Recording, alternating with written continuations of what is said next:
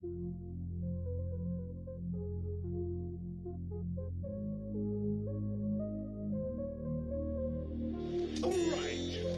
I can see that I will have to teach you how to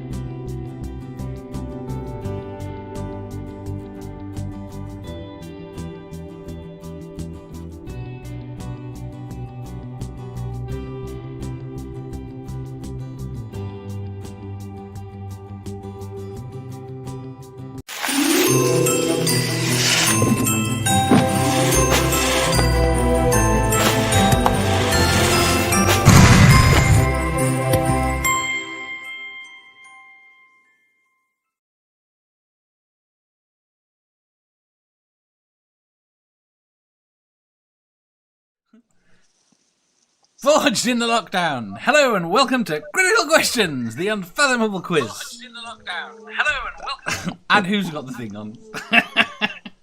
I've trawled the internet for the best, worst, most interesting and ridiculous dumb questions I can find. And with any luck, my guests will be able to answer them. You do know it's Christmas, New Year's kind of come and gone. No, it hasn't. I didn't forget to change my my intro over at all. It kind of has, Dave. No, you're allowed to do that until Easter. Till the 12th, which is tomorrow. No, Well, no. you're a Tory. You hope for a white Christmas year round. That's I am not. That's slander. That's not necessarily what a lot of the Tories mean by what white is what you're thinking of as well. So No. got a different connotation. All right. Today we have got with us Jenni Morgan. Hi. We've got B. We've missed B. Hi, guys. It's kind of nice in here. I like it.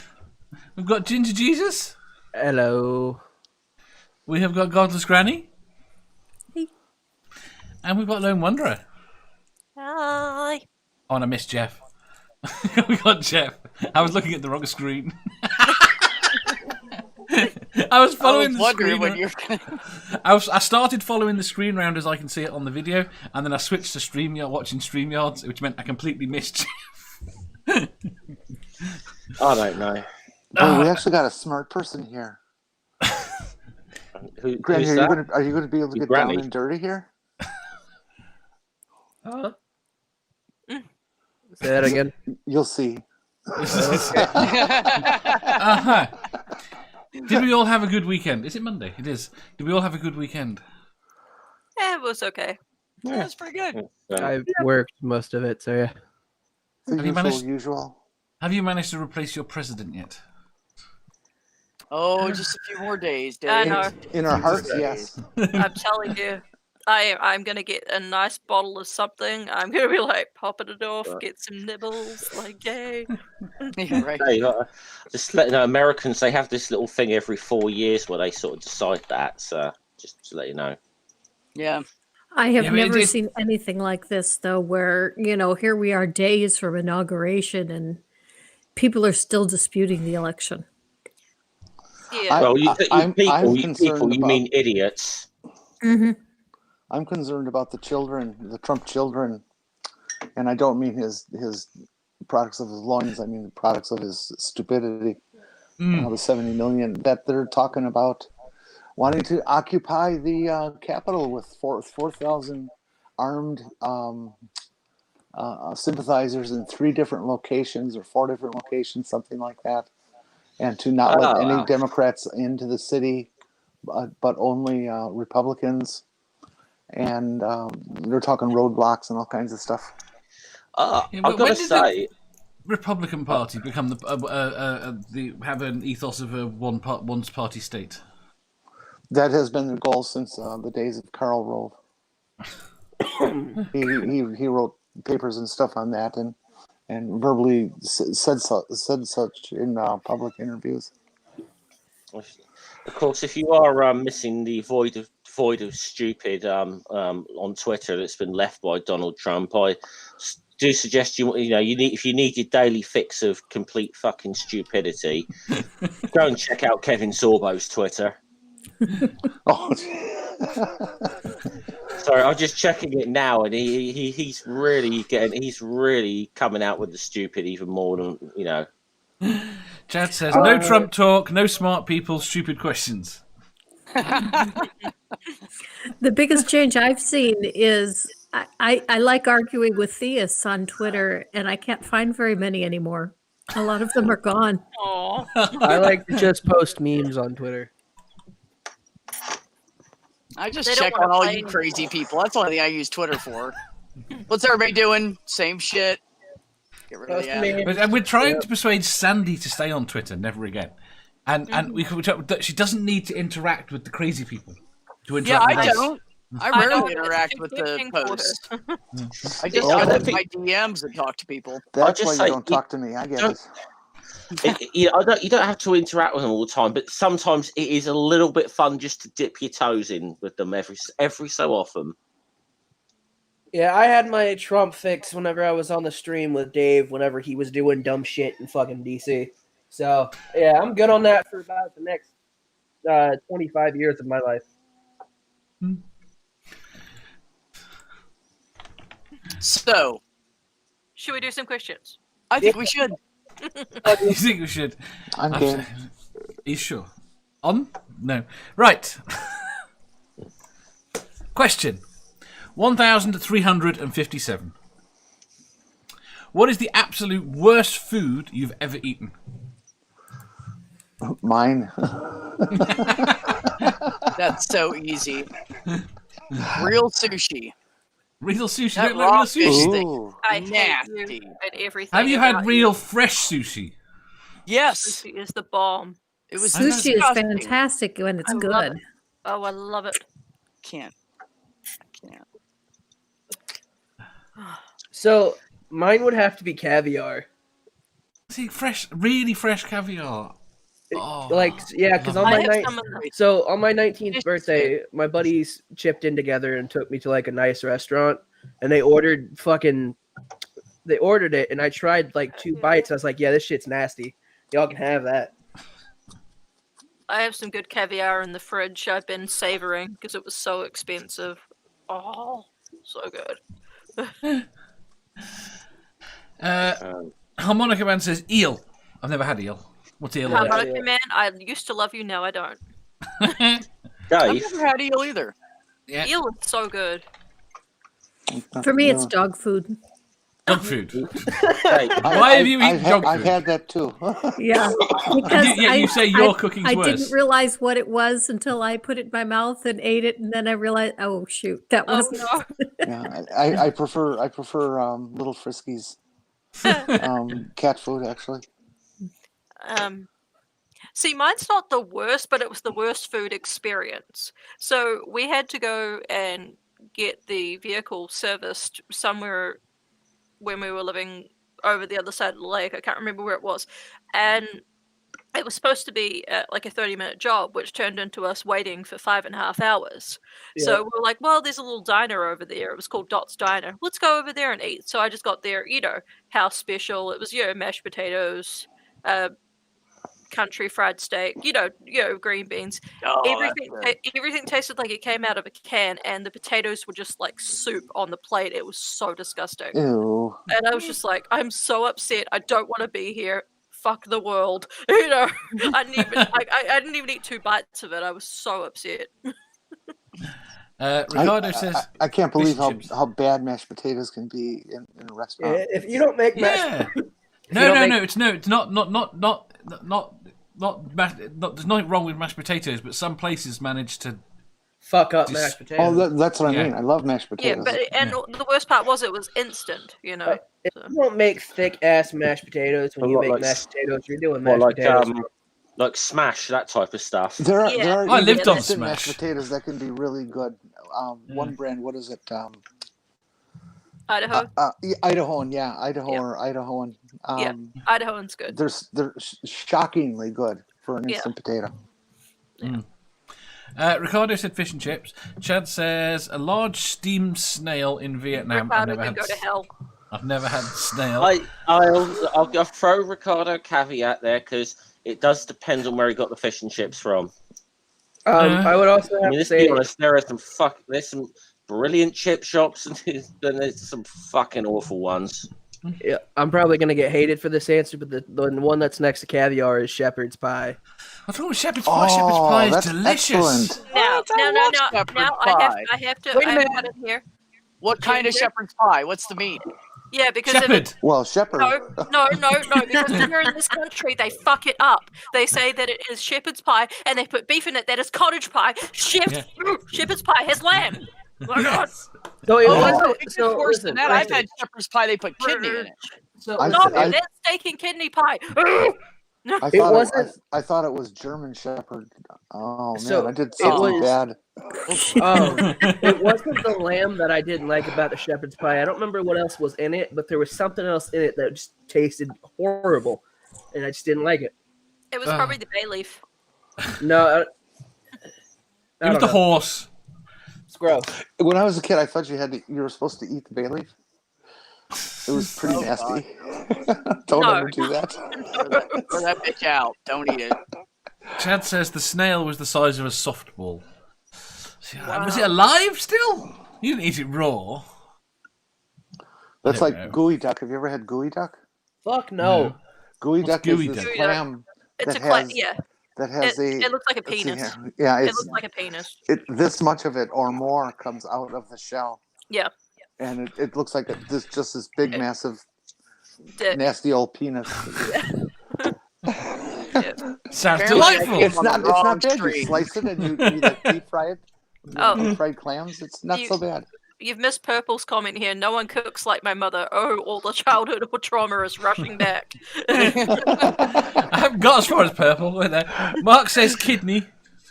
Never Again says no, but there was one really slimy ingredient in sushi that someone had me try, and I spit that crap out. No slimy food.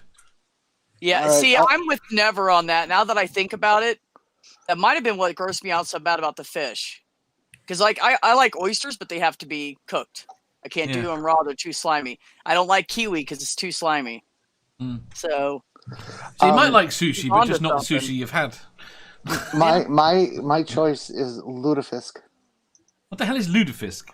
Lutefisk is a Norwegian thing where they take a preserved whitefish or cod, Mhm. um, And rot it. and it's how it's preserved that is It's not is really preserved. nasty. It's preserved in like lye or turpentine or something Ugh. really, really bad. God, I It's want to not- eat that right now.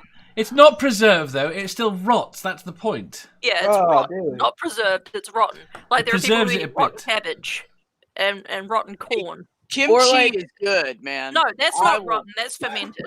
Well, Like that's when true. somebody well, makes a 1,000-year-old Don't egg and ever eats that eat shit. lutefisk. I If have you're- some of those in the cupboard. What, 1,000-year-old eggs?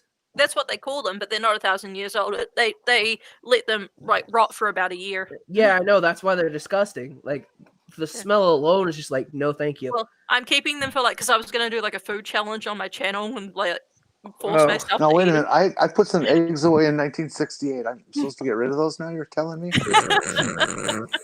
You could Well, have from pickled 68, them. they still might be good, you know. You could have pickled them. Yandiri says rye bread. What's wrong with rye bread? What? What's Oh wrong my with bread is God, good. rye bread's good. You just have to have the right meat on it. and toast it? Okay.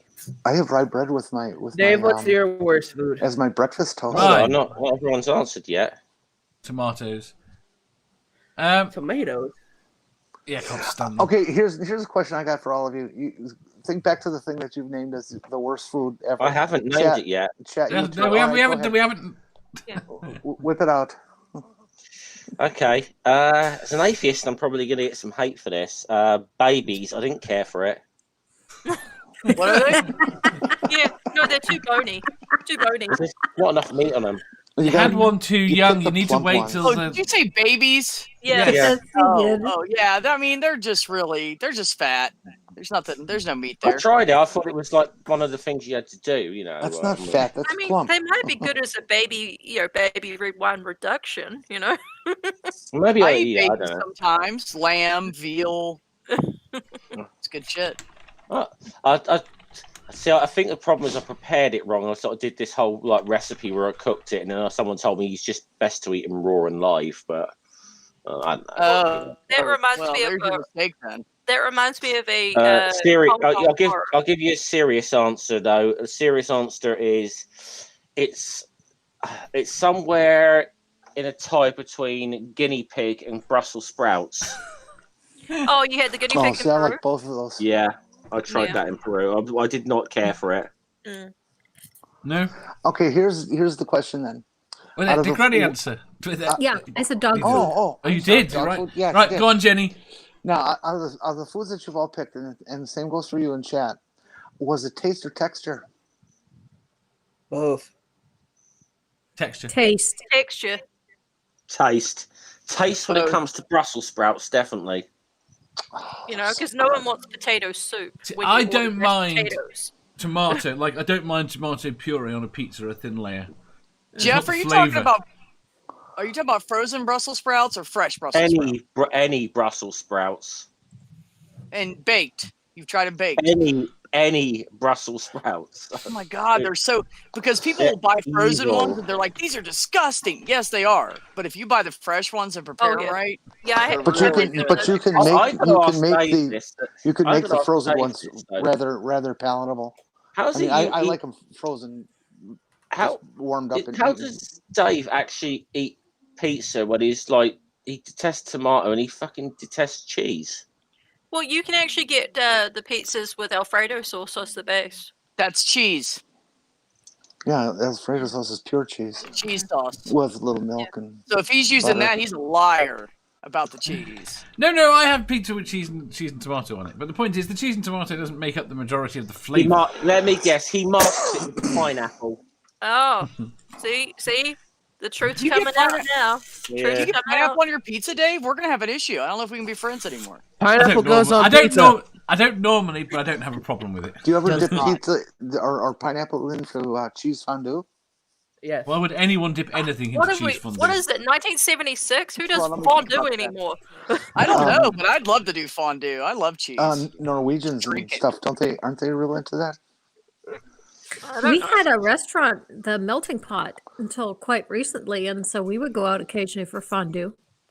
It was a very nice restaurant. Was it the cheese one, or just like the hot oil, or? Well, they had a full 4-course meal, and appetizer was cheese, and then they had a salad course, and then they had a meat course, and you fondued your meats, and they had sauces with them, and then the dessert course you fondued chocolate.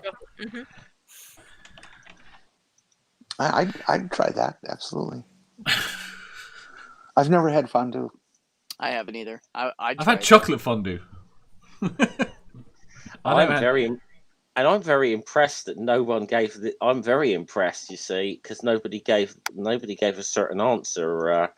Velveeta? Marmite. Nobody said Marmite. I love Marmite. I've never I had some last Marmite. night. I've never had Marmite. Thank you. This is why we're friends, Lone Wanderer. I love it. Like, The point is, it's the worst food you've ever eaten. I've never Dave. got Marmite close enough to my mouth to eat it because the smell makes me hurl. It's just like fucking what are they? Sardines. When somebody opens a can of fucking sardines, and it's just like, how the fuck can you eat that? Because they taste good. I actually No! have sardines, but sardines aren't raw, slimy fish. Fucking they sardines are gross. I like See, I cooked could- fish. Ceviche is great. If you've ever had ceviche, that's delicious. Matt See, Pig says mashed potato with white chocolate. no, Math Pig, Yeah. go home. Go to bed. Go to bed, Math Pig. White chocolate isn't even chocolate. Matt Pig, are you saying that because somebody's not in the chat right now? When I was a kid, early in my days of having a school lunch, from the school kitchen, and they fed us what they called mock chicken legs. I have no idea why you'd want to mock chicken legs, but they had mock chicken legs, and they were awful. They tasted like, to me, they tasted like baby vomit smells. Yeah. To this day, I smell them and I just want to throw up. Yeah, now that you say that, I do remember that being on the menu, but I don't remember what they were. I have no idea what the actual It meat was is. probably just reconstituted chicken, but without the nice flavourings added. No, there's no chicken in those suckers. That's not possible. They're brown. Okay. See, I could have said McDonald's, but I don't really think that classifies as food. So Too plastic. yeah. Their Egg McMuffin's pretty damn good. I quite like their breakfasts, but the egg doesn't look like egg. Oh, you think it's egg? Bless. It doesn't No, look like egg. there's one in there that's actually an egg, but you have to get the right It's one. the wrong colour! No, not the yellow fluffy stuff. It's like a yolk with the Yeah, white. Yeah. the Egg McMuffin, and you can have them substitute that into any one of their breakfast sandwiches. Oh yeah, it is. Oh, you can? Yeah, just tell them you want the round egg. Yeah, they actually do make that out of real egg. I work Shut there. the front door. Honestly, I didn't even know you could request that. Get the biscuit with the round egg. It's a completely different experience. That totally just changed my life. Now I'm eating McDonald's more. Thanks, Jenny. There goes my diet. I You're was. welcome. I eat whatever the fuck I want. There goes a lot of people's New Year's resolutions. Life's too short to be on a diet all the time. Hell with it. Jenny, you brought up school lunch. The school that I went to, every Friday, the menu was always either fish sticks or grilled cheese sandwich and tomato soup. Oh, it's so good. what? Because it was To Catholic. appeal to the Yeah. it was because of the Catholics, but I don't think the Catholics were more than 40% of the people. But we had to have either fish or grilled cheese sandwich on the menu every Friday for the Catholics. I'm telling you, They have- grilled cheese sandwich and tomato have it- soup is so good. That's like the best thing in life. Yeah, I do. I love it. You have They to have make it enough with milk, lobbying not power. water, folks. Milk. I liked a lot of the crap that they had for school lunch. I didn't like their American cheese. It was worse than your average American cheese already is. So we would throw it up and get it stuck on the ceiling. The one thing I wouldn't be able to eat, because I be a lot of my research for my channel is looking at the 50s and 60s school lunches. I couldn't eat the Salisbury steak. You're good. You can keep it. It's not even steak. I don't think I No, liked any it's of the not. meat at school. It's just ground beef. Cheap Yeah. ground beef. Yeah. No, but I thought I'd put it in the chat, but I just might as well say it here. No one said communion wafer either. No. It's hardly the worst thing. There is no flavor. No, Isn't the communion wafer pretty much there is like that. They're just meringue that's been baked and had all the flavor flavorless removed? starch. It depends on what church you go to. I've been to lots of different churches. Some of them have regular bakery bread, and you break off a piece of bread, and sometimes it's really good bread. Yeah. Oh, that's It's like pocket The some of church that I- later.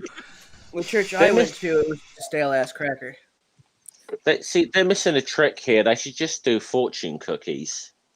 There you go. I love fortune cookies. They could have charged for them a lot better. You know, I always call Paula White Kane the fortune cookie lady on Twitter because so many of her tweets, all of her advice, it sounds like she's just reading fortune cookies. fortune cookies are a lot of fun as long as you add at the very end of whatever it says in bed. Yeah, Yeah. no, it's in the bedroom. In the bedroom. Yeah. We always say between the sheets. Yeah, between the sheets. Yeah, we do Yeah. in the bedroom. Is our one. Either one. Right, should we do another question? Next, yep. Dave, did you answer? I Oh. did. Yeah. Tomatoes. Tomatoes, texture. Okay. Tomato. I'm with you on tomatoes. I don't like them raw. Oh Cooked- God, I love tomatoes. Cooked, stewed. It's that tomato slimy soup, stuff. Hold on, no, any, to be fair- any way other than raw. Yeah, no, he Well- didn't. He didn't say that he didn't like tomatoes. He said he didn't like tomatoes. I tell you what, if someone that likes raw tomatoes Yeah. hasn't sliced them, put mayo and salt and pepper on them, you're wrong. Just eat them like that. Shit is good. Yeah, I don't eat mayo raw either. That's, Oh, mayonnaise is great. I like me. Right. Right. Moving on. I've missed that. Question 1358. If everyone has a book of life that can only be read after death, what do you think people will think when they read yours? They'll think they're in the like that manga Death Note.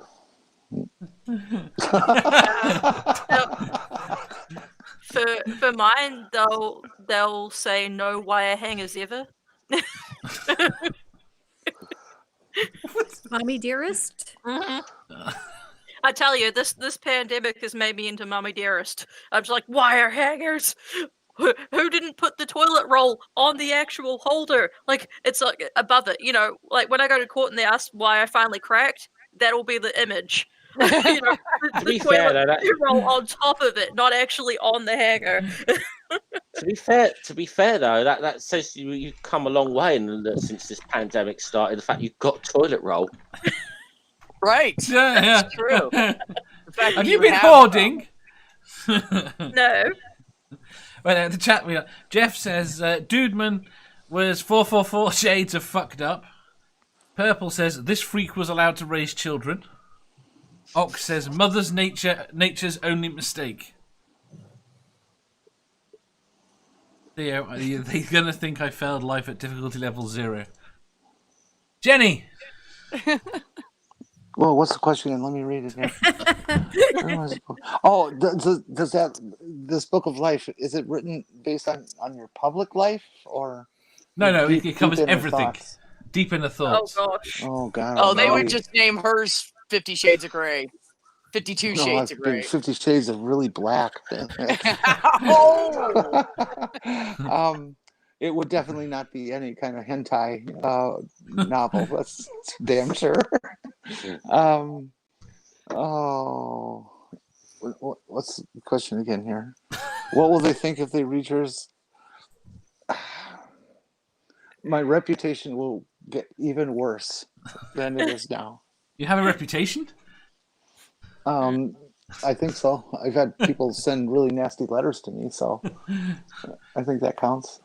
I might just actually just troll a lot of you when I fucking die and do a deathbed conversion.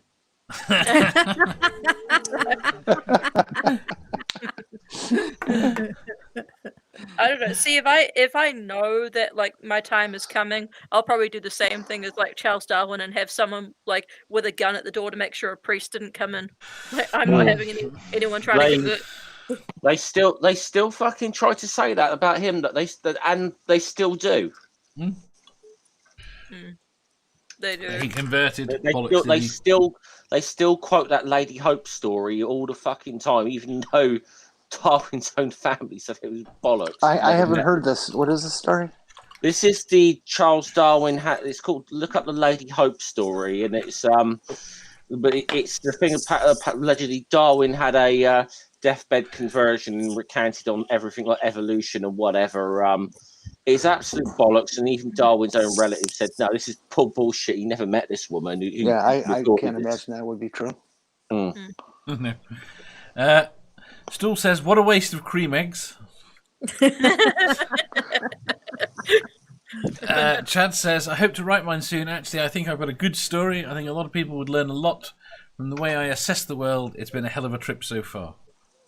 I think mine would be one page, and it's just gonna say, "What the fuck is this?" That's it. Fair enough. Yandiri says, "They would look at me funny." Harmonica Man says, "They would read mine and they would laugh and cry too." Or it could just say, "He was a ginger," and people would be like, "Oh, yeah, that explains right." everything. Yep. Well, it'd be the first page, and you fucking idiots thought you were going to be reading a pornographic book. Wrong. This is about a book about a ginger. B. Oh, go on. Godless Granny's talking. Mine would be, she did a good job of hiding that she was completely insane. Yes. Not that good. Not that No, good. really, not that good. I can see Granny's book with like a picture of the Cheshire Cat. Most everybody's mad here. I just it's more that you're sane relative to the company that you keep on the internet.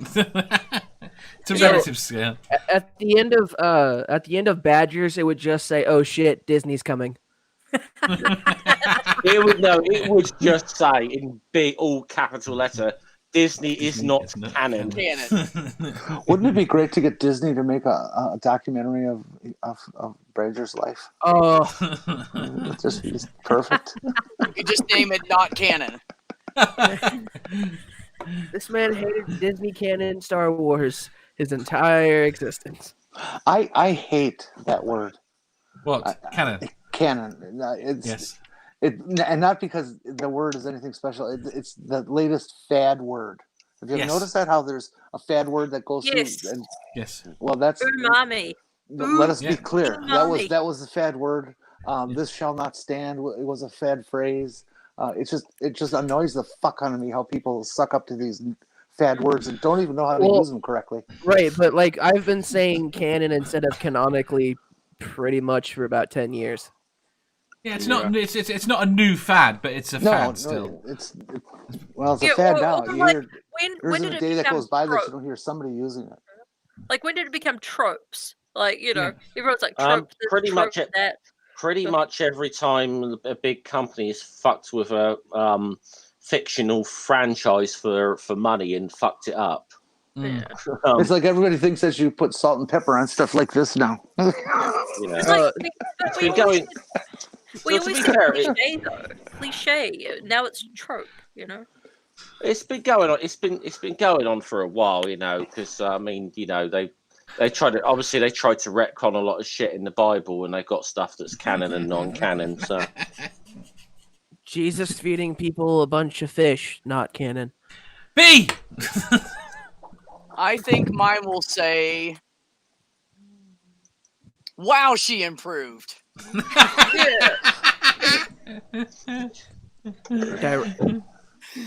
just think started out really fucked up. Turned out okay. It's a real character development. So this question I think it should just say at the end of your book, "Moving on." I'm gonna name it "Moving On." That's what I'm gonna name it. This question reminds me of a conversation me and a friend of mine had earlier, which was, if you could sum up 2020, what would it be? And my buddy said directed by Michael Bay. And I said Alien's favorite TV show since 1997. No, it's a documentary by Michael Moore. Hans said, "If I wrote a book, it's not if you were write a book. The book is written for you, listing everything in your life. I would probably hide it, write a letter about how amazing the book was. The subject of the book would be something like the advantages of steel paperclips. Doesn't sound all that entertaining. But they are better than plastic ones. I want Morgan Freeman or Gilbert Godfrey to read my book. No, I want Stephen Fry. Yeah. Stephen Fry can read everything. And it sounds better. I want Ellen DeGeneres to read it because she'll make it funny. Oh, Gilbert Godfrey would make it funny to me just because of the way he puts emphasis on the shit. Well, how's that Affleck life working out for him after he said all those horrible things about the tsunami in Japan? I don't know. I don't keep up with him. Well, that's why you don't see him on TV and stuff anymore. Exactly. Because he screwed himself in the ass. Chucky and Seth Andrews could read Jeff's. Ox says the story of what not to do in life for dummies. Oh, I have it. The title of mine would be she wasted everything, including her potential. Mine would be another one would be incredible dosages of marijuana. Right, next question. Yep. Wait, Dave, what was yours? Oh shit! Sex in the City. Yeah, how the hell did he manage to remember anything? When the yoga ball blows up. No, I'm waiting for that. I just can't wait. I hope I'm here. This is anti-pop. It's not going to blow up. No, like that would be like your success story title when the yoga ball blows up, because you've been doing really well like for like 2 years now, and it blew up. Get it? Ha ha ha. You say blow up like it's a bad thing. They're now doing titles in the chat. Jeff says my title, Rage and Black Coffee. Johan says mine is Diary of an Incredibly Sexy Man. Modest too. Actually, my title would be The Repository of Useless Knowledge.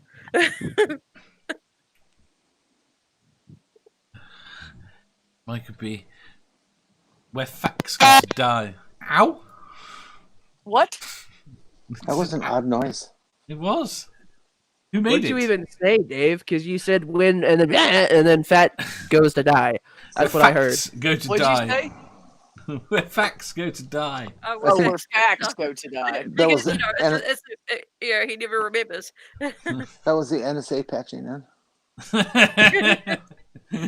Actually, no, it was me. I accidentally hit my microphone thing. Oh. Yeah. Dave, it's man-made. It will fail at some point in time. It will not fail, and I didn't fart on it. I think the dog burst it. Well, I think the dog weakened it. She jumped up on it earlier. I'm stopping her jumping up on this one. You know, there was a light bulb that had a documented history of lasting almost 100 years. Wow. It doesn't surprise me.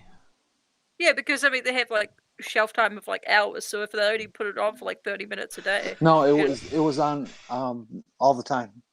Wow. The sad thing is it's all the time is better for it because It's the the contraction. filament it becomes very violent when you first turn them on. They shake and vibrate and all kinds of stuff. Well, so it's when the you leave expansion it on, and contraction. then you leave it in a place that does not receive a lot of vibration, and you too can have a Well, 1,000-year-old you would know about egg. vibrations. Well, yeah, I do. Her light bulbs don't last 10 minutes.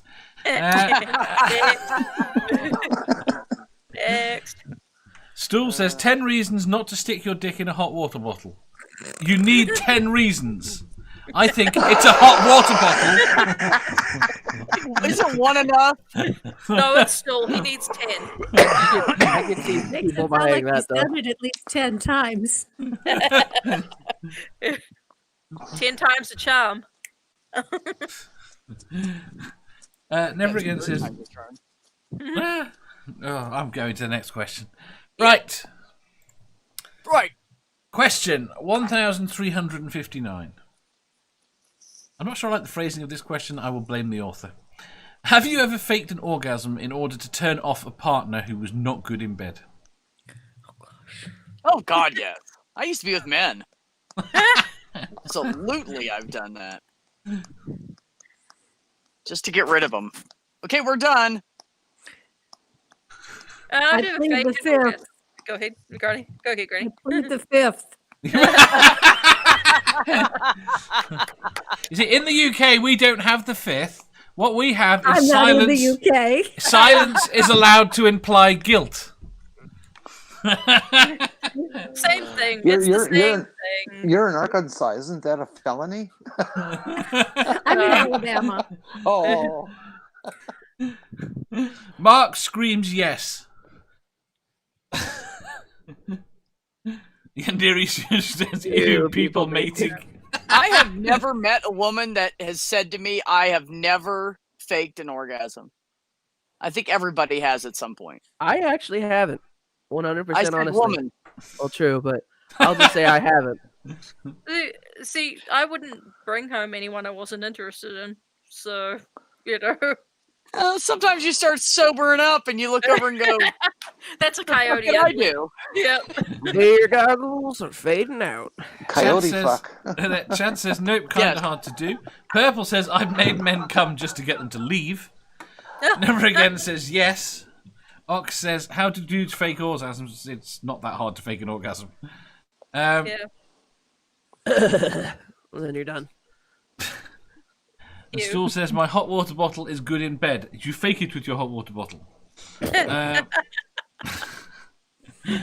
Jenny! This is not a fair question for Jenny. Pass. She's got a grin that says she has an answer.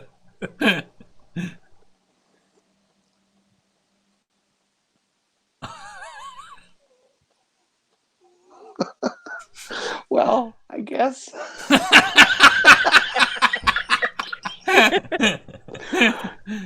Just a second. Now I can answer it.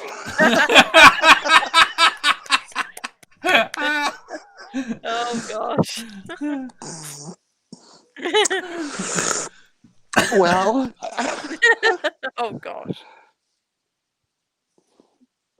oh, I didn't say I was going to. I said I could now. Oh, go on. Sure. I've faked myself out a couple times. You know, didn't want to feel like the day was a failure. Wait a minute, you fake orgasms with yourself? So You you do lie what to you- yourself. You do what you gotta do. But- How does that go? Like you're masturbating and then you're like, never mind, I came. I'm good. And then the other side of you's like, are you sure? What? I can roll over and go to sleep now. Yes. Hey, I Satisfaction. faked that before too. I did that one time. I did. I acted like I passed out just so it would stop. One of my friends works at a adult store, and he made the joke that the toy should come with satisfaction, not always guaranteed. Jeff! Oh my goodness. Yo, It's I may, I don't know if I fake one. I may, but it may. Should we say it might have possibly been? She may have possibly mistaken it for one at a time because Match of the Day might have been going on in the background. So it's not scored when.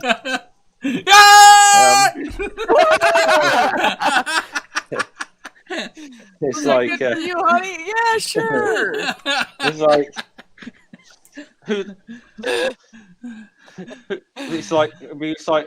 who the you know like who the fuck's this Ricky Lambert you're seeing? You know. Oh god. Right. Next question. Yes, please. Moving on. Moving on. Moving right along. And we're Question. watching. Question 1360. Given globalization has very nearly run its course, leaving multiculturalism in its wake, is the concept of recognizing individual race or color important in general or to you? The emphasis was wrong on the last bit of that.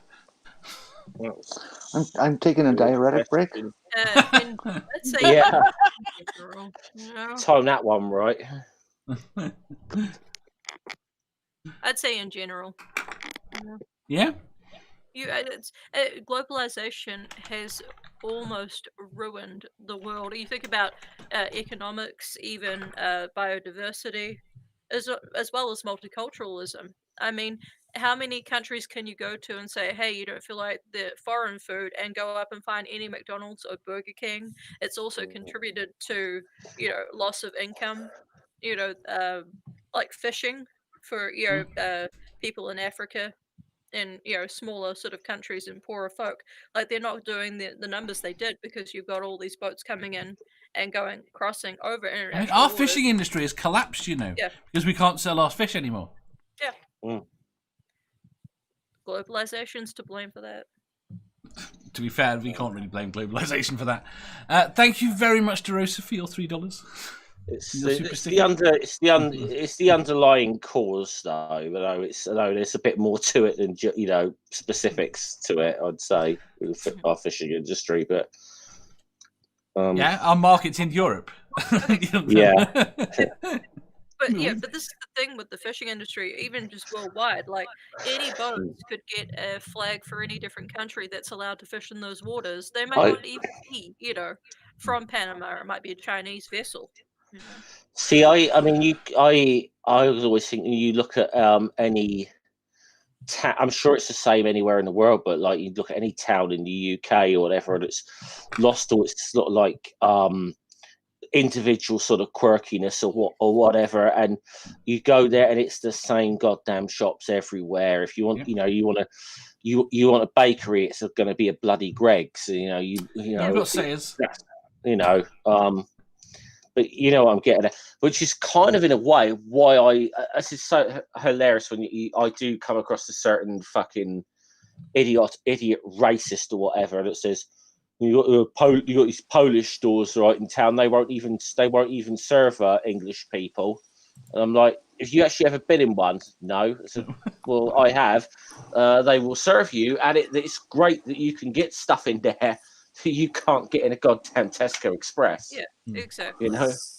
It's in that respect, it's a good thing. Yeah. Yuhan says, in general, not important. Only time it is relevant to bring it up is where to talk specifically about a topic. Mark says, I find it best not to differentiate race or sexuality. I treat people as equals. Never Again says, only in that I'd be meeting someone from another culture that I might learn something from them as long as they don't teach hate. It's not an equality issue that Mark's saying. Culture and race are two different things, though, aren't they? Yeah, it is. And we're losing cultures to globalization. Yeah. Yes. Wild Eden says, can't we celebrate our diversity? Well, the problem is that some things are better. Well, culture is an artificial construct. I mean, I saw Wild Eden. My head's gone blank. So I saw Wild Eden saying chat earlier that they're Scottish or whatever. I mean, I don't know what it's like in Scotland nowadays, but like you think one of the biggest global companies were Coca-Cola, yet for like many years, and I don't know if it's still the case that Iron Brew outsold fucking Coca-Cola in Scotland. Yeah, it did. I mean, I'm all for the basic concepts of globalization, fueling economies and countries that need it, but what is being lost? So my point is that where I meant that some things are better. You have a ballpoint pen. Yeah. Right. Traditionally, there were different writing implements used in different countries, and we now have a ballpoint pen. It is categorically better for general writing. That's not to say you can't have a nice pen of another sort, but that is something that gets very quickly absorbed. You take that anywhere, that gets absorbed into a culture. Yeah. And there are lots of things where we are sharing something that is better. Now, I agree with you, we are losing individuality in terms of cultures. And that's a hard thing to preserve when you have a chunk of things that are better and a chunk of things that are irrelevant, but maintain identity. I guess there's kind of a trade-off here. I think there's no. I mean, it's cultural evolution, basically. Yeah, there's not, but it is in a lot of sense there is definitely sort of something lost with like local cultures and so on that's happened with globalization, and that things have just become homogenized and very, so there's definitely something being lost. But obviously I take Dave's point with like his example there. There's a trade-off there. It's where you think it balances, I guess. But I think globalization on the whole I'm going to say is a pretty shite thing. But I mean, you look at it the other way, okay? Yeah. Basically, everything that is around a culture is mostly either put on to demonstrate a former culture, or is related to work in some way. Right, and the difference between you having a JCB and you not.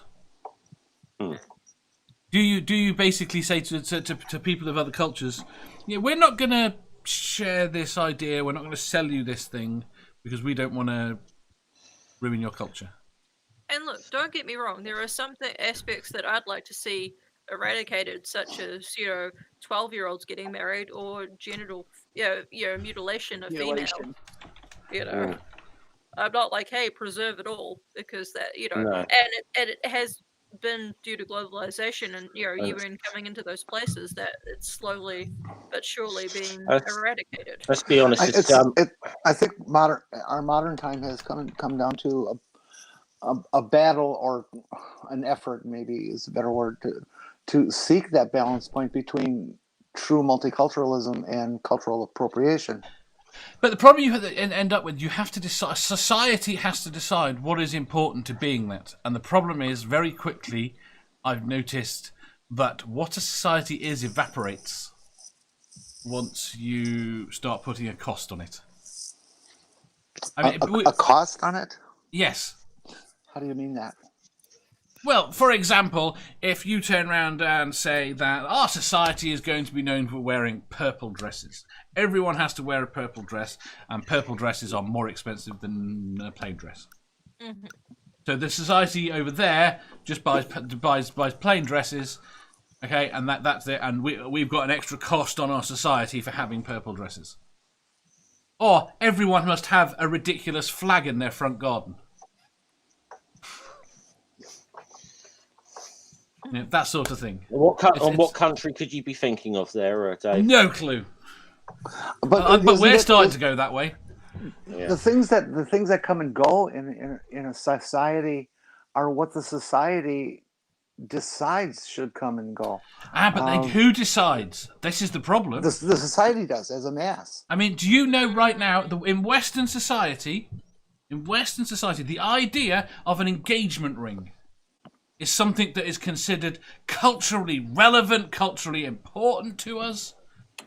Okay, and this is something that was marketed at us. It's complete fabrication. But that's exactly what I was going to say. It's all about marketing. It's all about them wanting to sell their goods. It's like milk; it does a body good. Water. You got to drink so much water.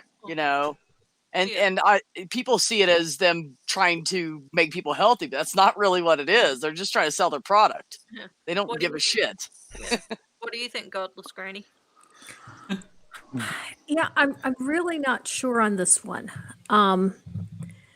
because I know some people that culture is really important to them, and I've seen areas of, particularly with adoption of children, where culture gets lost. Yes, 100%. And I think culture is important. Yep. But is it? And a lot of times, culture is related to ethnicity. Well, I shouldn't say a lot of times. It is. Period. And I think we do need to hang on to heritage and culture. But on the other hand, societies change. and cultures change, and we need to change with them. And I think it's a question of hanging on to tradition, but at the same time moving on as well. Yeah. And I've gotten into that argument about your children being adopted from China and then not knowing anything about the culture or not how to speak their language. And I did get a little bit angry with one lady and called her a baby-starved wingnut. And I said, it's not your kid's fault that you're a baby-starved wingnut and you want to change it and make it a little American when it's not. There's no real. I think really the queen of this question. There's no real easy answer to this question. There is a trade-off here. Now, as I said,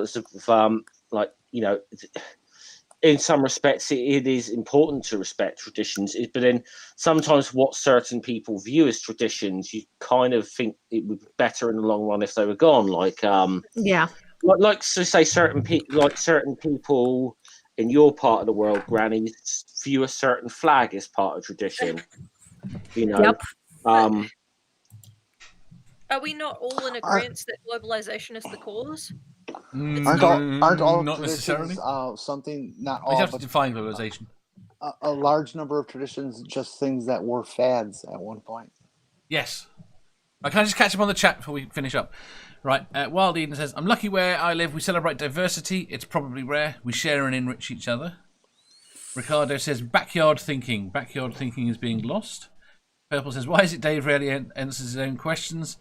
But when he does, it sounds like he's pushing a specific agenda." Who wrote this question? I wonder. I wonder who did. Which agenda are you pushing, Dave? I didn't write the question. Lone Wanderer did. I did. I didn't. I'm playing devil's advocate, to be honest. I'm very passionate about this subject. Where my opinion lies is somewhere in the middle. Dave, just say you're pushing the gay agenda. That's what we're supposed to do. I just want people. I don't think we need to celebrate diversity as much as we need to just accept its reality. Yes. I think you're kind of right about that. I actually think diversity is, in a lot of respects, could be considered completely irrelevant. It should be, because it should just be normal. As in, it is normal to be diverse. Mm-hmm. There's no reason to pick up on it in any particular way. And you can have both diversity and your own, yeah. Homologous culture at the same time. I mean, America, everybody says, well, what's American culture? Who the fuck knows? Yeah. But there is a distinct American culture of some sort. But at the same time, there is multiculturalism in America. Mm-hmm. And the only people that seem to have problems with it are those who believe that there should be only one culture in control. Mm. And fail to recognize that their culture is actually bits and pieces of all those others built into you. Never Again says, "Now I think I've just entered an old Star Trek episode." Jeff says, "But there will still be local culture. Do you consider, for example, how some areas become hotspots for a particular thing for a time? New York's music scene. PA, what's PA? Pennsylvania. Pennsylvania's writing. And it's completely right, and I'm going to skip over, and I'm going to hate myself for doing it because we're too far ahead. Do not read the chat. Ark says, "Sharing culture is a good thing. We learn to grow. But it's different if culture is forced on one another who don't choose it." I agree completely. But people, that's fine. I think I agree with that, as long as people understand that accepting that something exists is not the same as having it forced upon you. Yes. The problem is every case I've got example after example of where the opposites of everything we've said is true. And I don't know whether it applies. How do you define multiculturalism? Which I should have really started with. Oh God, that's a good question. That could be a long question in itself, though. I know, you know what? Singapore is multiculturalism. Multiculturalism is recognition of the fact that I can sit here in my little, say, 150 mile radius of Minnesota, and I can distinctly think of people who are from are Hmong, from people who are native Americans. Okay, so no. So are you saying African Americans? So are you saying multiculturalism? Each of those cultures have their own little. I don't know. I don't like the word saying behaviors, but they have their own little traits or but customs. Are you saying that it's the people's ability to travel?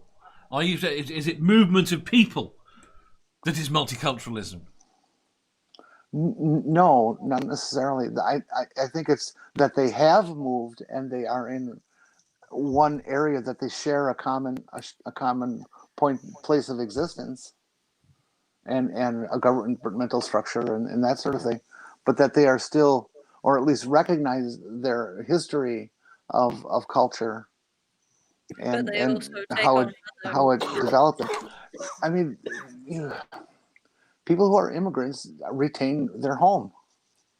There's no doubt about that. Their first generation beyond them, yeah, they are definitely tuned into a lot of the old world. Third generation, fourth generation, it begins to fade, and I think that's true in any place where immigration happens, not just America. I think Chad, I think said an interesting little thing in the chat there about multiculturalism in Canada is often compared to a mosaic as opposed to like a melting pot, which he says American, but that's cultural melting pot is a phrase that gets bandied about a lot in the UK as well.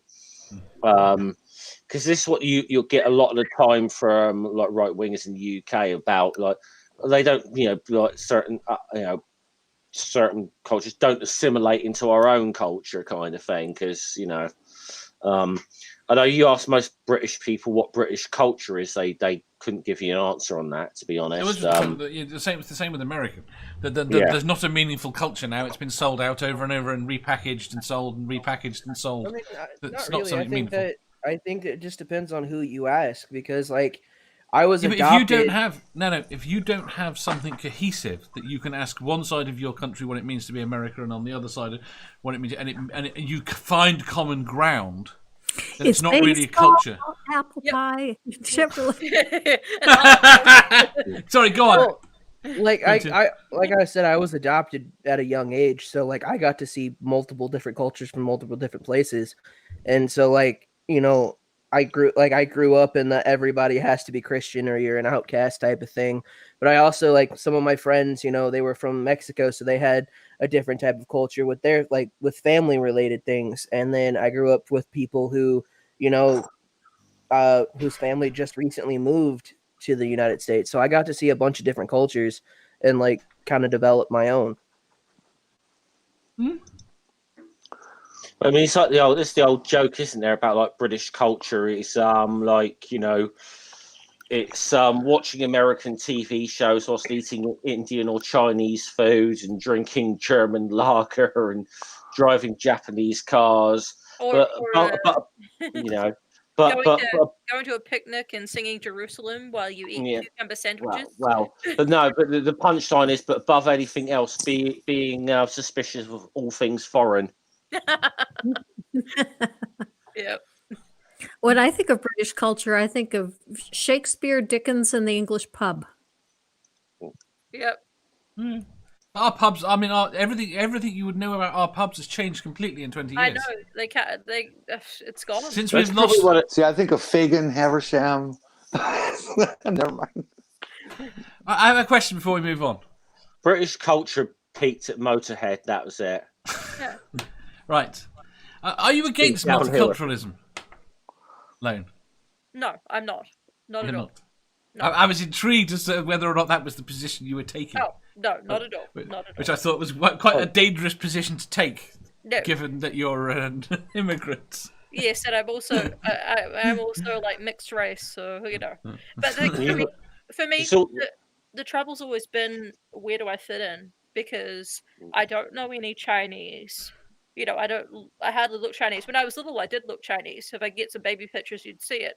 And I never identified with the, native, Maori thing, which my mother's like I was gonna make the crack about that because make a crack. Yeah, it was like I've never felt like I fit in anywhere, so I've always embraced multiculturalism, but I've also seen the problems that are caused by globalization as a result of cultures dying out. I mean, because I was going to, it wasn't really a crack. It was just an observation about that. Because you are from a country, in a sense that has got a tradition of multiculturalism, and the fact that in sports events or whatever, you can see these white athletes there performing a haka very passionately as well. Very good example of a lot of a blend of cultures there. Yeah. I mean, it's one of the things where you get. I'm not. I was going to go on to cultural appropriation, but I'm not. Isn't it amazing how absolutely frightening a good haka can be? Yeah. This is the thing that I worry about, because I mean, look, for all intents and purposes, I'm white. Look, white skin. You don't see anything else. So whenever I want to maybe go to like some cultural center for like a Chinese festival, or maybe just look around at like the Lebanese stuff or something like that, like I feel like I shouldn't be there. And then when I was growing up, I was taught that it wasn't, you shouldn't be all like proud to be white, because that's racist. So like I've never felt like I fit in anywhere. So I've just spent my life taking little bits of different parts of me, because I'm made up of like every friggin' thing. I did a DNA test, and just things that I liked and things I thought were interesting, but I don't really feel like I have any kind of one culture, and it's made me upset a little bit. I'm not surprised. Right, next question. What have we got? 38. Right. Question 1361. What is your favourite song from a musical? Oh gosh. I'll think about that one. That is hard. He had it coming.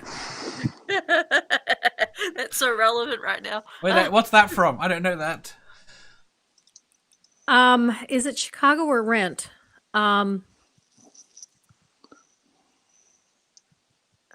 No, it's not Chicago. I'm pretty sure it's Rent. Oh, I'm going to pick something from the best musical I've ever seen. But which one to pick? Nerdy says the internet is for porn. That is a good answer. Ox says... I'm going to say either... Are we counting Disney? No, it's from Chicago. I'm going to say... Yes. I'm going to say Eve of the War. From what? War of the Worlds. Oh. Yep. Yeah, the chances of anything coming. Yeah, I'm going to say that. Why not? Ox says Colors of Wind, Pocahontas. Oh, I love that. Yeah. Johan says When You're a Jet or Tonight, both from WSS. Purple says HMS Thunderchild from the BBC version of War of the Worlds. War of the Worlds, yeah. Thunderchild. Thunderchild was the other one I was thinking along, actually. Those are the two I was kind of going between. Luset says, what kind of porn? Anything with Kenzie Reeves, I agree. Who's Kenzie Reeves? Do I want to know? Yandiri says, I wish I was a rich man, Fiddler on the Roof. WSS is West Side Story. Oh, When You're a Jet, that makes sense. B! You're muted. No, she's not. No, honestly, I hate musicals. So I don't really have a... I don't know. This is too hard. I don't know. I hate musicals. I've got so many to choose from that it really bugs me. I'll say an honourable mention to Pinball Wizard as well. And yes, Nerdy Rodent, he said someone go with the Poppins, and I was thinking of that because that's about the only one I know. But everybody knows that one. Jenny. The Candide Overture by Leonard Bernstein. What was that in? The operetta Candide. Fair enough. Quentin. I can tell you my least favorite one. What? Anything in Chitty Chitty Bang Bang. The movie's a god awful piece of The shit, main and I hate Chitty it. Chitty Bang Bang song is great. I fucking hate it. It makes me Chitty want to Chitty throw Bang myself Bang, off Chitty the Chitty building. Bang Bang, we love you. I think Silence. my favorite one would probably be like anything in Alexander Hamilton because I really love that. So What's the big fuss about that? I just like the music. That's about it. And I go with most things in Rocky Horror. The entire Buffy episode. Oh Christ! Yeah, the time warp. Time warp. I was tempted to list the Buffy warp. I thought that was considered a musical. Okay, Okay. All right. All right. If I have to choose the music of the night, I love the Phantom of the Opera. Phantom of the Opera. Yeah. Well, someone had to the Buffy someone episode had was to go groundbreaking. Lloyd Webber, I didn't love they? that. Yeah. Fine. We'll take something from Jesus Christ Superstar then. Yeah. We're on the Andrew Lloyd Webber bench. Oh, Jesus Christ, Superstar. I mean, who the it's fuck kind you of a think you cheat, but Moulin Rouge is fucking fantastic. That's mostly pop songs. Yeah. But that was a fantastic film. I perhaps the thing I've disliked in recent years, and I've never been a massive fan of musicals, but more the ones where they're just taking other people's songs and putting them into a sort of storyline, like Mamma Mia or Rock of Ages. I don't know why. I just kind of pisses me off a little bit. Just not a fan of it. Well, we're a long way from Rodgers and Hammerstein, where somebody with a pair of people who absolutely know each other inside and out can sit down and create something from rote and have it be so massively good. I mean, I'm not a big fan of their stuff, but I have to admit that what they do is really, really good. Yeah, it's just I just don't like it that much. You know, South Pacific or Oklahoma. You know, people don't think that way anymore. I don't know if people could do that again. Oklahoma, where the wind goes. Oklahoma revolutionized the genre. Oh yeah, It did. Yeah.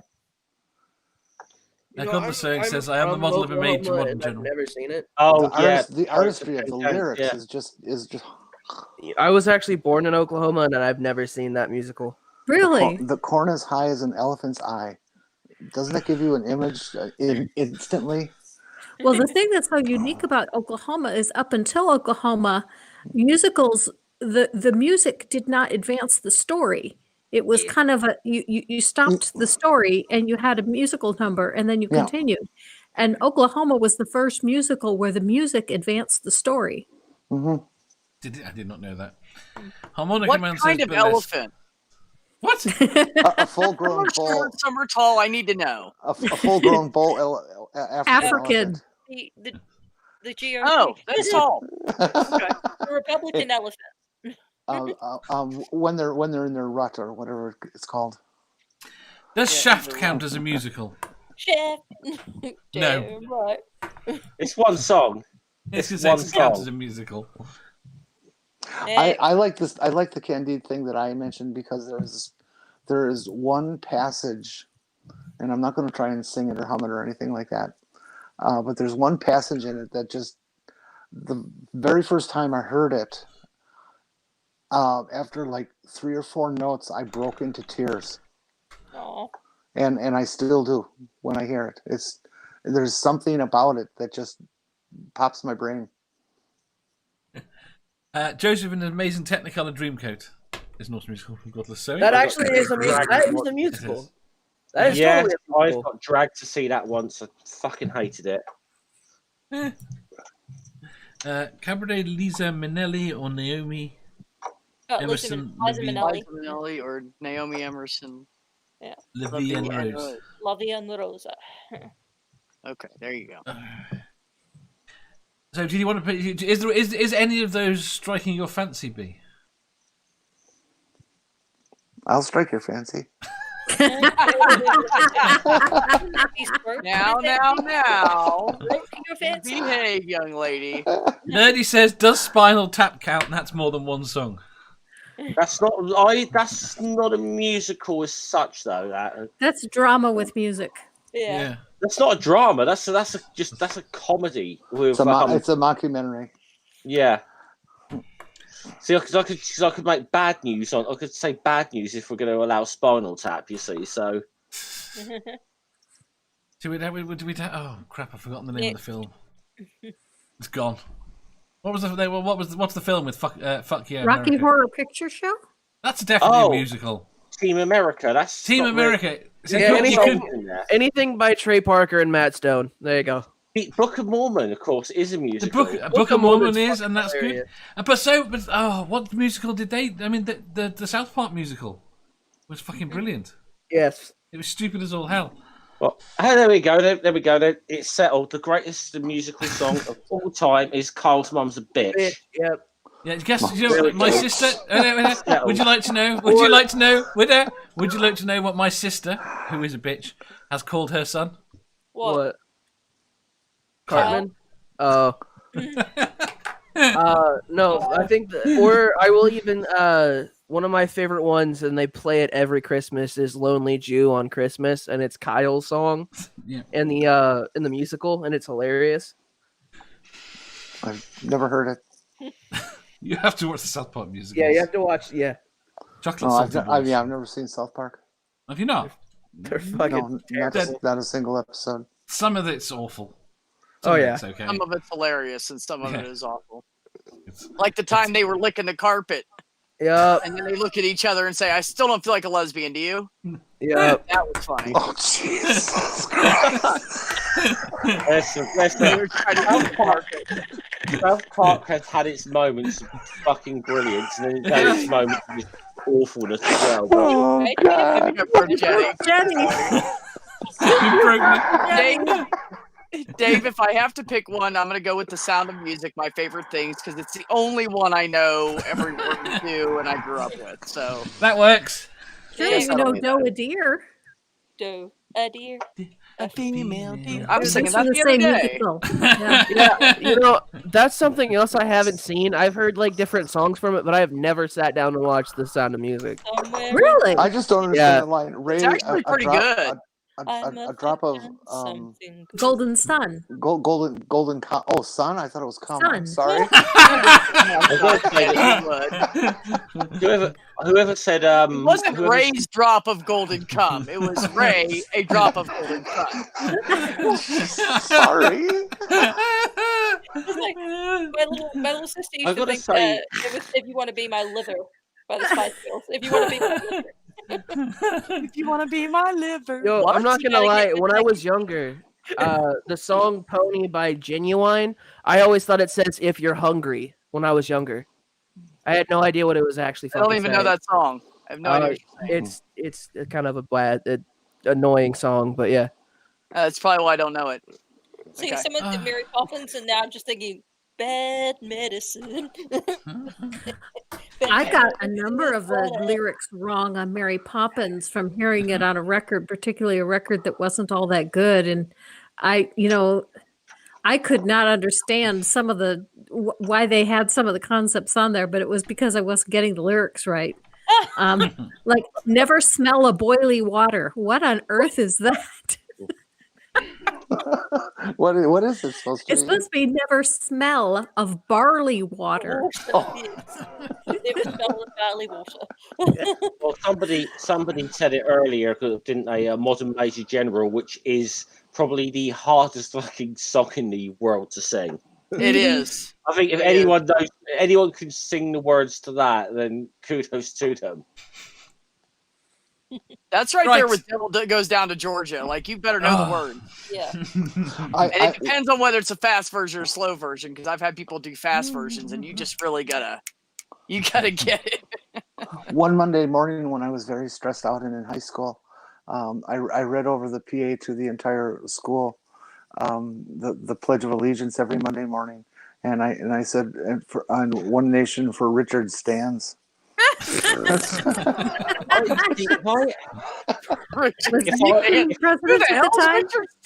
Well, somebody had just told the joke before we went on the air, that with that as the punchline, and it came out.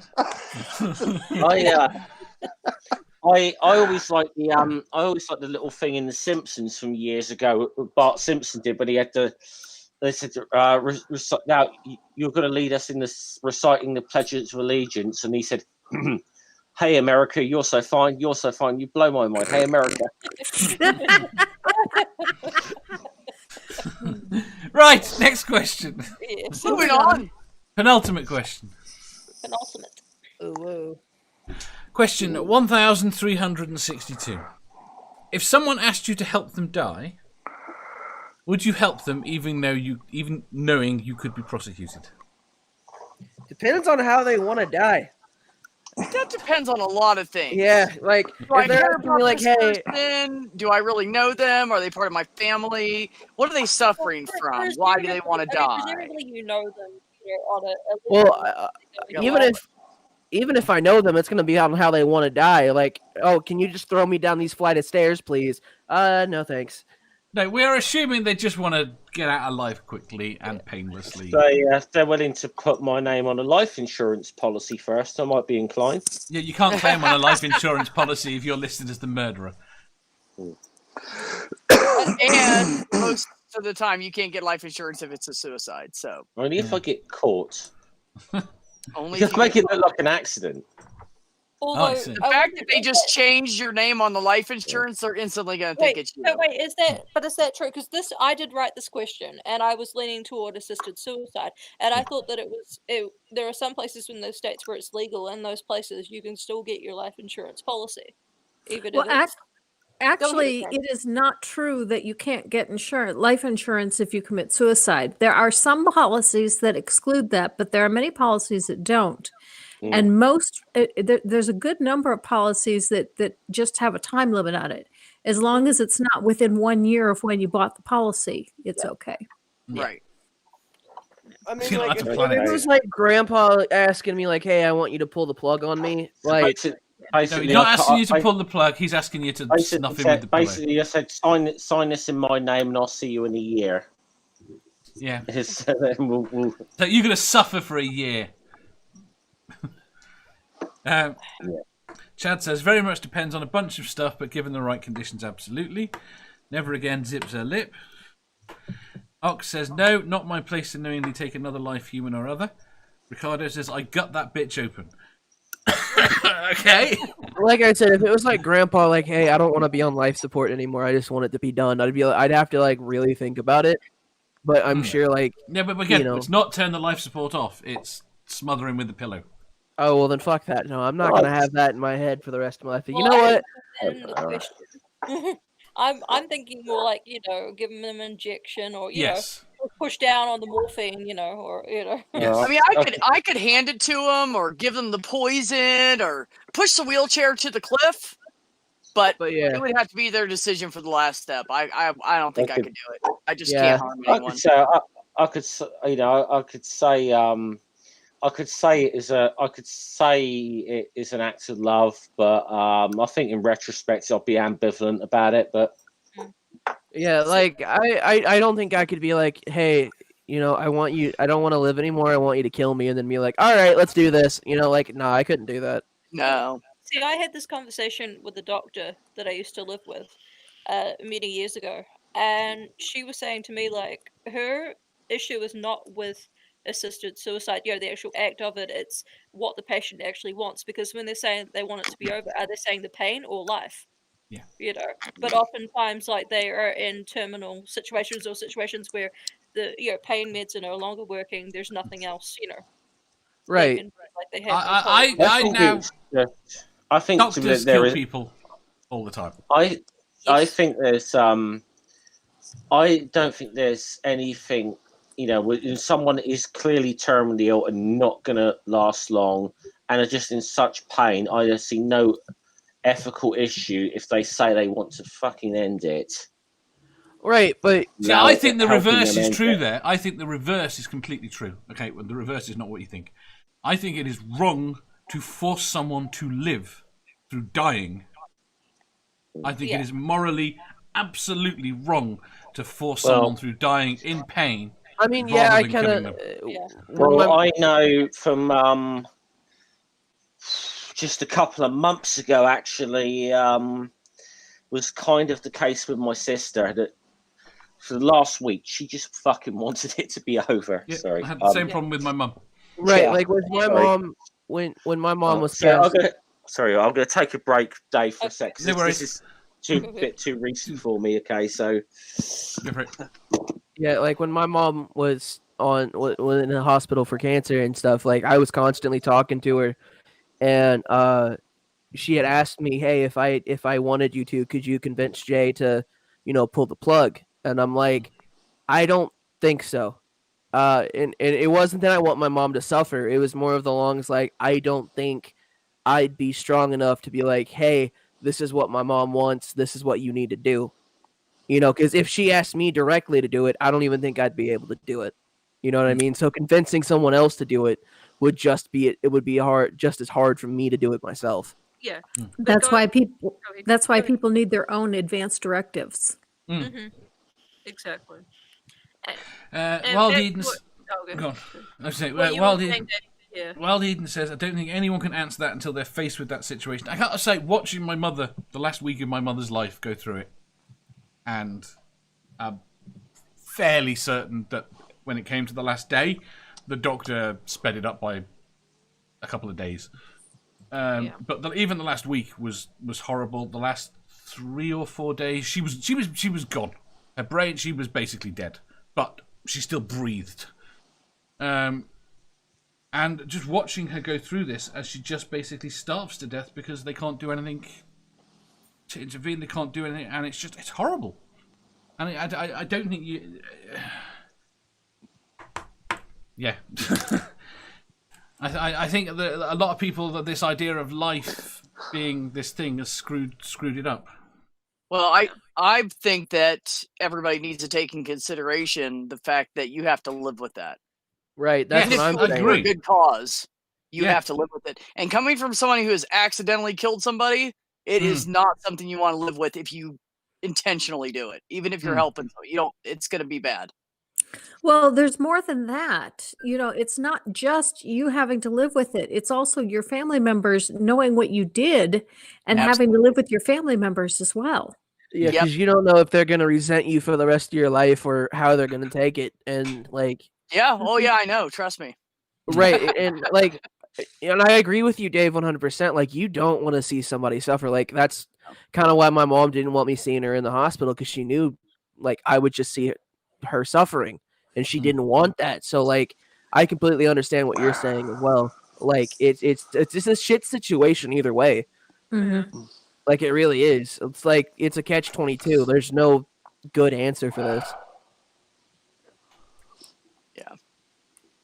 Right, yes, okay. Never Again says, "Totally agree, Dave. Even if the pain is only emotional, some people can't recover." And my lips are zipped again. Ricardo said, "I've discussed this with someone. We have a mutual support agreement." Purple says, "If someone I care for was suffering and there was no hope of recovery, I could do it." Ox says, "Here's a hand grenade. Hold this. I'll take the pin. Been nice knowing you. Just give me a 50-foot head start. Bye." See, I quite like that method if you could do that. If someone wants to die, who am I to deny it? The problem is we're talking about, you get to the end of life, you can't, denying it's not so much necessarily the option. Ted says, "You are assuming you get caught. You're all bad at planning. Ultimately, we all want to live through death. And I would argue with consent and good cause, it's fine." Yes, this is about assisted suicide. Right. Well, I don't even think it's... I did want to say this real quick. I don't even think it's about the idea that we would get caught. It's more of like, if someone really close to me was just like, "Hey, I need you to kill me, like right the fuck now. I can't take this shit anymore." Like, I'm in a position where, like, I really love this person and I don't want to see them, hurting. But at the same time, like, taking their fucking life is the scariest thing I can think of. You know what I mean? So I don't even think it's the aspect of getting caught. It's more of like, oh my God, I just actually fucking did this. No, that's my point, is you have to live with yourself afterwards. Right. Like who was it? Ox, I think, said, here's a grenade, give me 50 feet. Yeah, I mean, that's one thing, because that's that person's decision of what to do. Exactly. Mm-hmm. And I mean, I could hand them the poison and I could push the wheelchair to the cliff, but I would never. Nope. Right. Yeah. I don't care how much I love them. I can't do it. Yeah. Yeah. Yeah, but then you have people who can't actually do it themselves. They're so weak they couldn't even inject themselves, or take a drink, Yeah. Death Boy says, What the are- way I see it, if they are suffering, the moral thing to do is put them out of their misery. If they are just randomly, I would say they are trying to get them outside. Professional help is preferred. Yeah. Go on, Jenny. No, I can't. It's okay.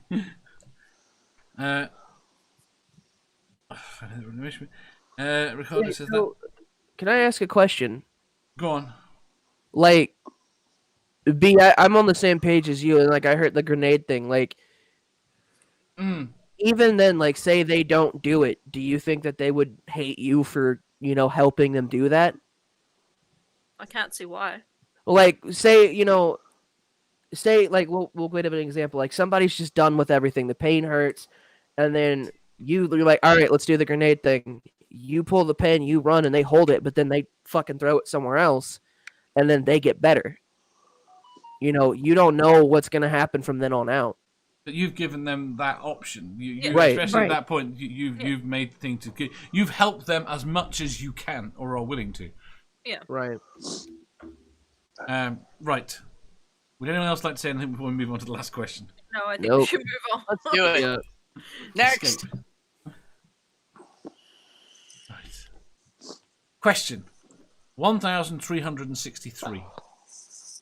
Would you rather have to wear stilettos to bed every night or have to wear slippers everywhere you go?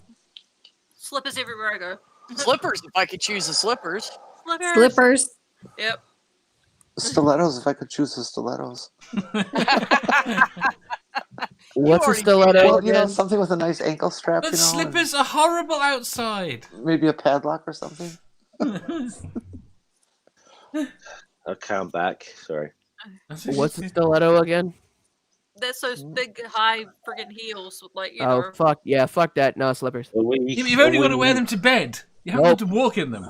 Man, And you might have to if you go to the loo in the middle of the night. I have to walk every time I go to bed, so yeah, no, fuck that. I can't have any clothes on when I go to bed, so you want right. me to dig them into your chest. And... Oh,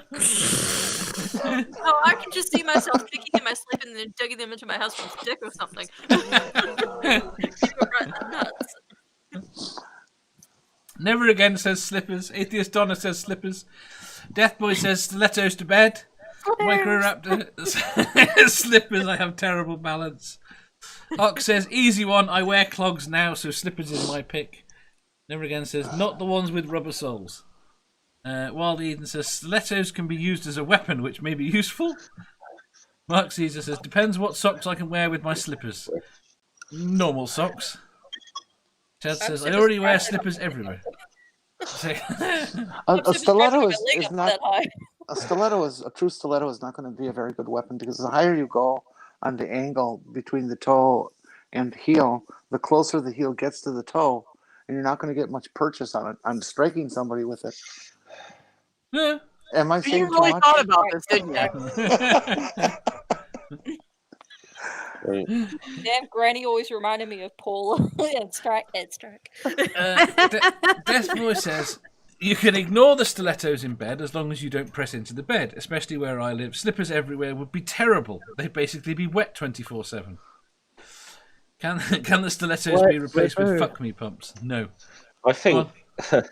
Right. Okay. I think slipper. I'm gonna have to go with slippers. So, You can get suede slippers and spray them with waterproof. No, you can't. You're not allowed to bend the rules. They're slippers. What if they're fuzzy They are mules? slippers. They make them with the suede outside. B, what about fuzzy mules? If you call me that one more time, I swear to God. I'm wondering if Jenny's ever found a pair of stilettos that fit. I'm saying you can have some fun in bed with some slippers. I'm just saying. Yeah, the answer is yes, but they're really expensive. Yeah, no one says you can't take the slip. No one says you can't take the slippers to bed for other things. You just can't wear them. I'm just saying. I'm just pointing that out. Neri says slippers. Godless Sewing says, who says that I don't wear stilettos when sleeping? Stop slut shaming. Fair point. Chad says, who needs a weapon in bed? Find another fucking bed to sleep in. Certain people that got that kinky shit going on need a weapon in bed. I sleep with a 45 Magnum under my pillow. Yeah. Purple says, I had to pick up Sloth Girl and carry her after her high heels sunk into the asphalt parking lot in the July heat. Oh. Ugh. Ox says, sewing, I can see you just stood there in stiletto and a vest and nothing else. Why is he wearing a vest? Ricardo says stilettos. He always wears a vest. He always wears a vest. Microraptor says fuzzy stilettos. Interesting choice. Never Again says, look, I only chose slippers because I won't even wear socks to bed unless I'm freezing. Right, exactly. Nerdy says slippers are comfy. But they're not comfy on gravel. Yeah, they are. If you get the right slippers. Then they're not slippers, they're boots. No, they make slippers that have big, thick bottoms on them and sides. And you guys have bad slippers over there, I guess. We have all kinds over here. Oh, yeah. I'll send you a pair, Dave.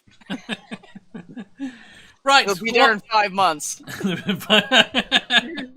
Jenny, I was asking about the stilettos because when I buy women's dress shoes, I tear the sides out of them so fast. It's just not even worth buying them.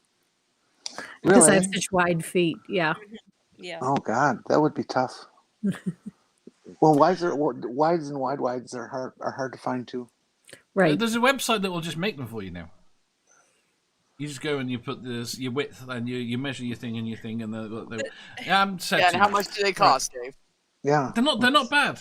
This reminds me of that episode of King of the Hill where Peggy accidentally goes into the transsexual shop with all the wide hair, the wide shoes, and everything, and then they mistaken her for a transsexual because she's in there buying her wide feet pumps and everything. Yeah, her character is what, size 15? Yeah.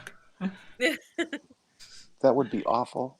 Mark says, trust B to be thinking about big, thick bottoms. Well, yeah. My job. Right, one word answers. Jenny. What? Stiletto still?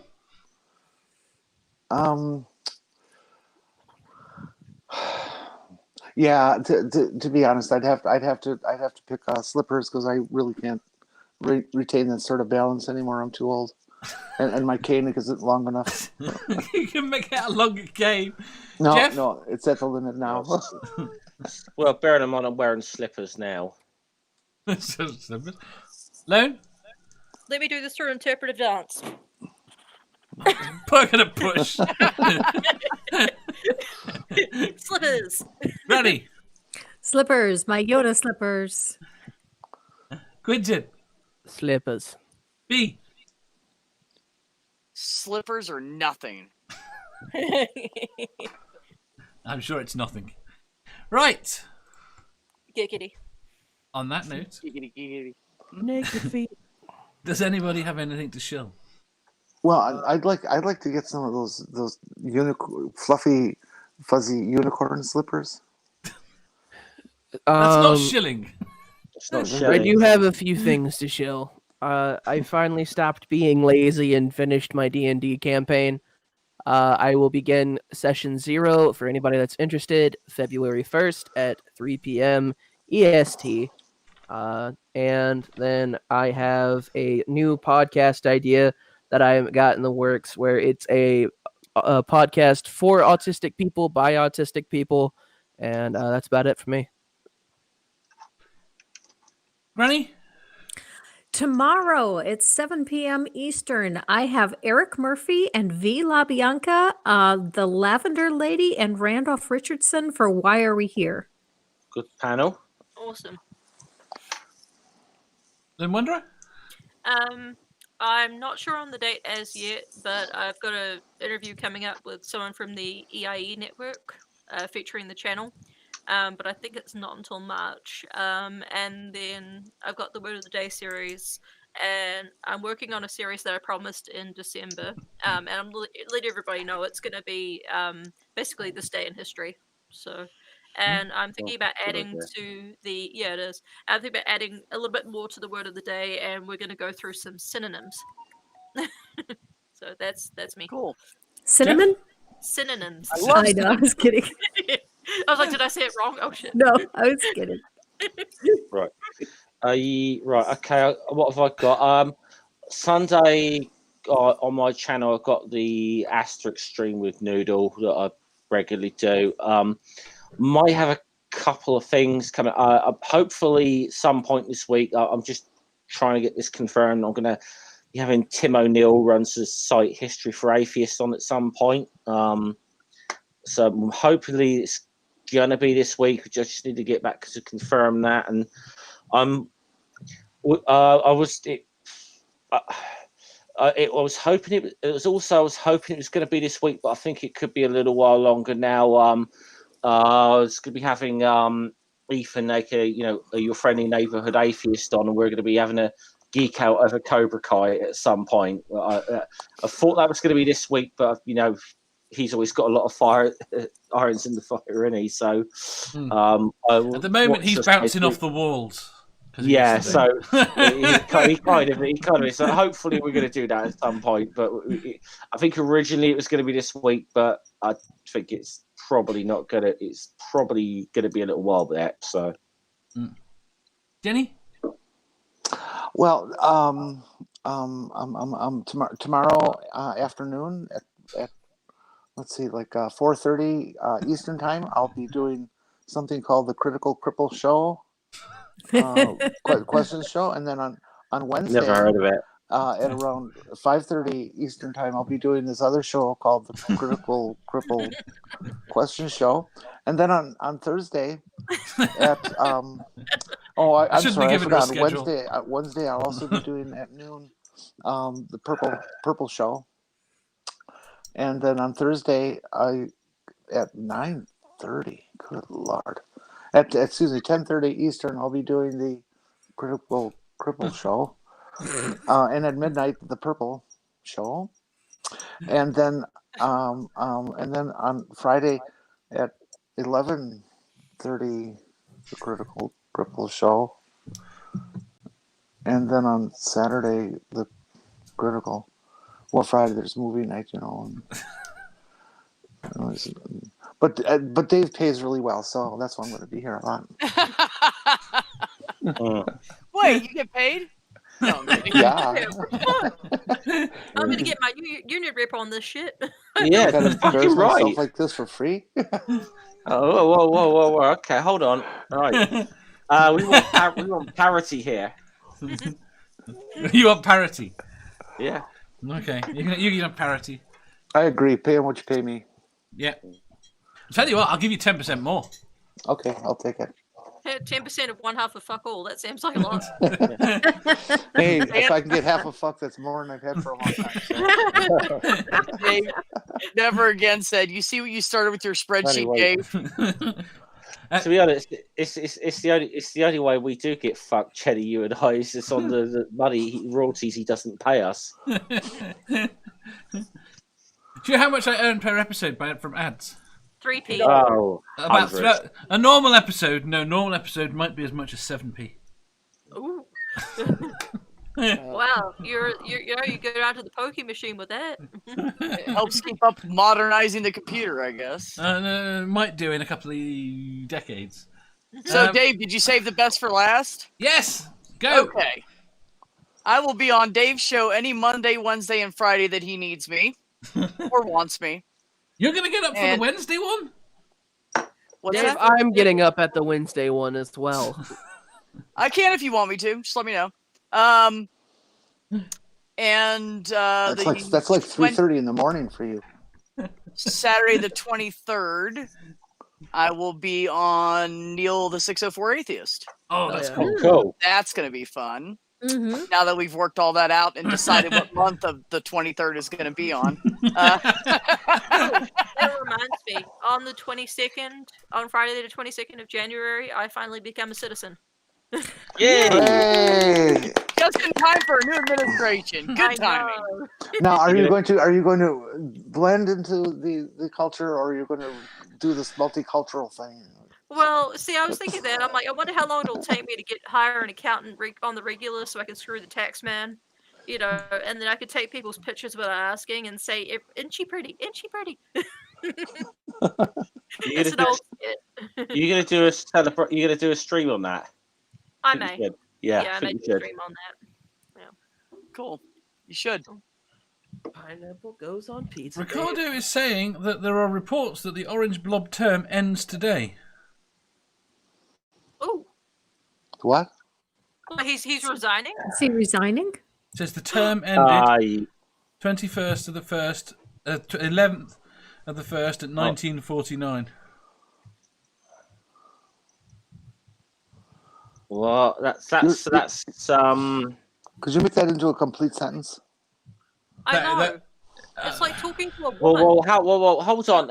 How 11th of the 1st is today? Yes, later on today, 5:19, which is 7. Okay, we'll try that because I would find that very dubious. Well, that would imply that it's being done by Article 25, and they've set a specific time that it will be signed. Please don't tell me they're lying. What's the source on this? Yeah. Please State Department's website. All this happened because I gave you my time. I could have been watching this stuff live. Okay. All I'm seeing is that House Democrats plan to vote Wednesday to reporter.com. impeach.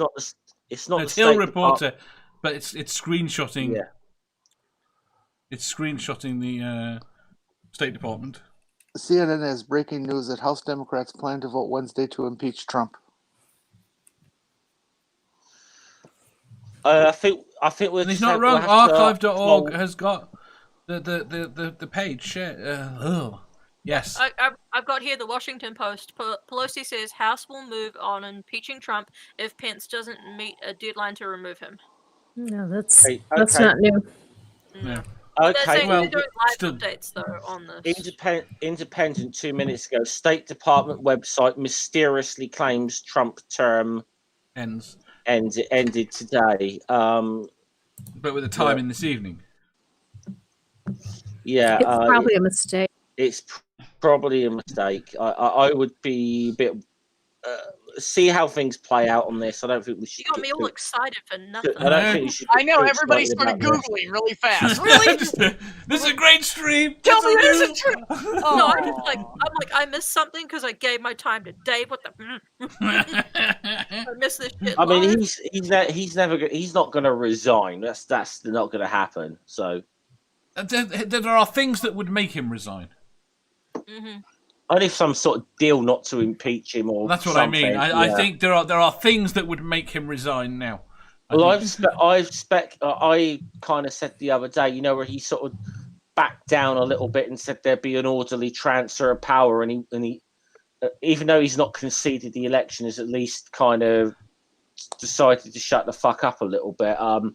I almost feel that was people in his own party. Yeah, I agree with you. Apart from the fact that he tried over and over again to put out fucking messages on Twitter. Yeah, he said that, and then he started he got banned, and then he started getting other accounts banned because he was trying to put out the stuff there instead. I don't know. Fascinated to see. Right, okay. Tomorrow we have got at 9:30 GMT, 4:30 EST, Mum Atheist, Math Pig, Jenni Morgan, whomever she is, Seraphim Hind, Lone Wanderer, and Cadence. So it should be good. And probably smutty, knowing the list. We will see you tomorrow. Okay. Oh, well, no. Thank you, Jenny. What? Thank you, Jeff. Thank you, Lone Wanderer. Thank you, Granny. Thank you, Quinton. And thank you, B. And thank you, everyone in the chat. You're welcome. Bye. We'll see you tomorrow.